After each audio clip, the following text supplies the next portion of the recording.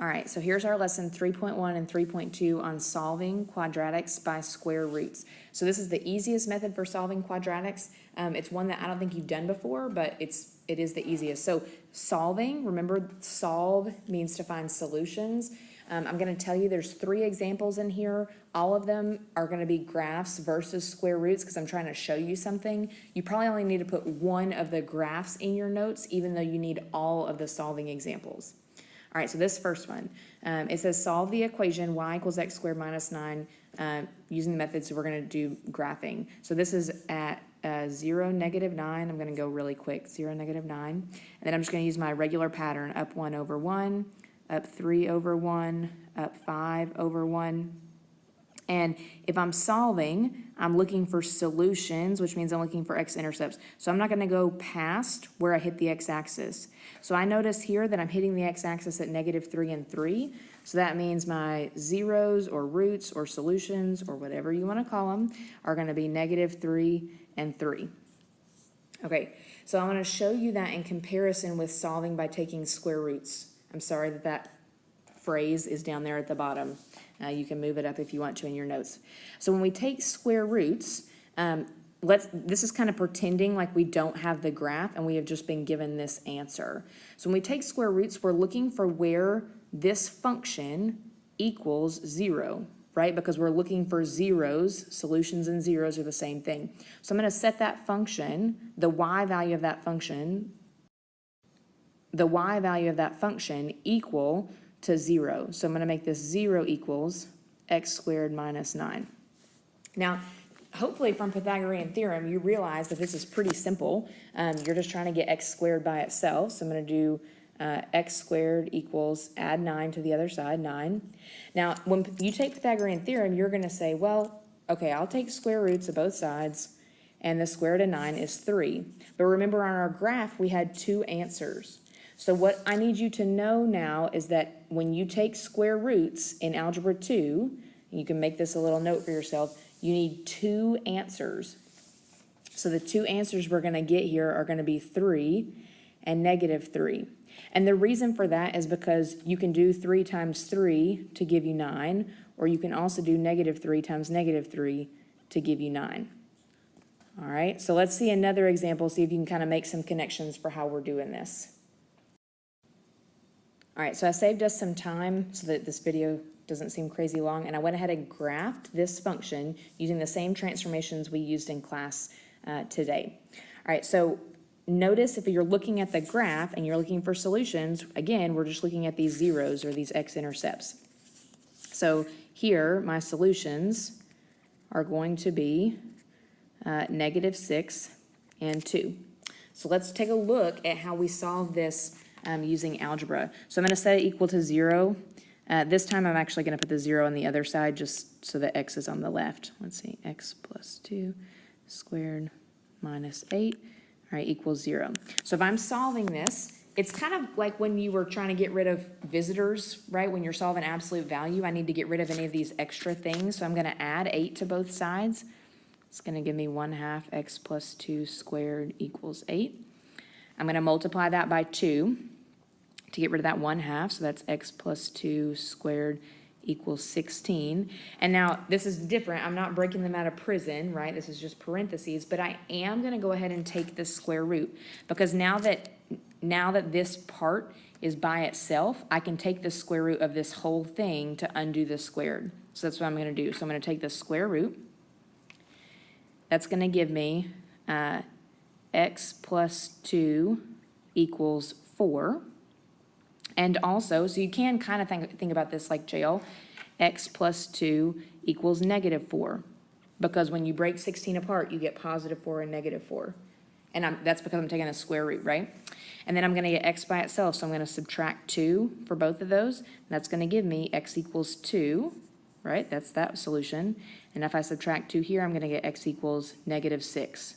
And that's going to be this other solution. All right, let's look at one more. All right, I told you only needed to put one graph. I would recommend putting this graph in your notes just because this example is a little bit different than the others. So remember, we're looking for solutions, so we're looking for where it crosses the x-axis. And we talked about this today. The problem is this graph doesn't cross the x-axis. So normally you've said no solution. Well, that's kind of right and it's kind of wrong. It's not that there's no solution, it's that there's no real solution. And at the moment, you all are going to be like, I don't really understand the difference. No solution, no real solution, what's that mean? So right now we're going to talk about what real numbers are, because we've always said this thing called all real numbers, and you're like, aren't numbers real? Like what? I don't understand what you mean about like made up numbers or not real numbers. So I'm here to teach you about what not real numbers are. So let's go ahead and set up our equation, and I'm going to show you kind of where this comes from. So I have negative x plus 3 squared minus 1, setting it equal to 0 because 0 is the same as solutions, right? So I'm going to add 1 to both sides. It's very similar to getting rid of visitors. It's going to equal positive 1. I'm going to divide by this negative 1. It's going to give me x plus 3 squared equals negative 1. All right. So again, I'm ready to take the square root because that's completely isolated. The problem is there's not a square root of negative 1. So this is where you all normally stop and you say there's no real solution. Well, I want to show you that we can actually keep going in Algebra 2 and get some semblance of an answer. So I'm going to break this apart, and this is going to become x plus 3 equals the square root of negative 1 by definition, and you need to put a star in your notes here.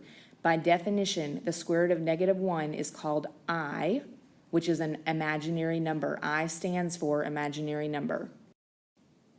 All right, so this is going to give me x plus 3 equals I, and also x plus 3 equals negative I, because we need to have two cases, a positive and a negative. All right, now we're going to subtract 3 because we're trying to get x by itself. This is going to give me x equals, and this is where it gets really weird. You're probably going to write that as I minus 3, and they usually write the real part of a number first. So they're probably going to write this as negative 3 plus I. And then if I subtract over here, minus 3 from both sides, they're going to write x equals negative 3 minus I.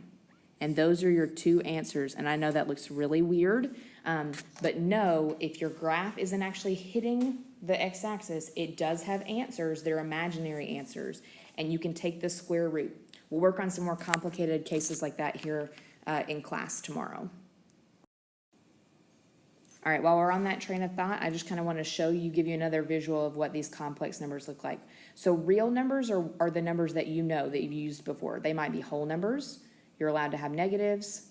Pi, so like irrational numbers, those are real, right?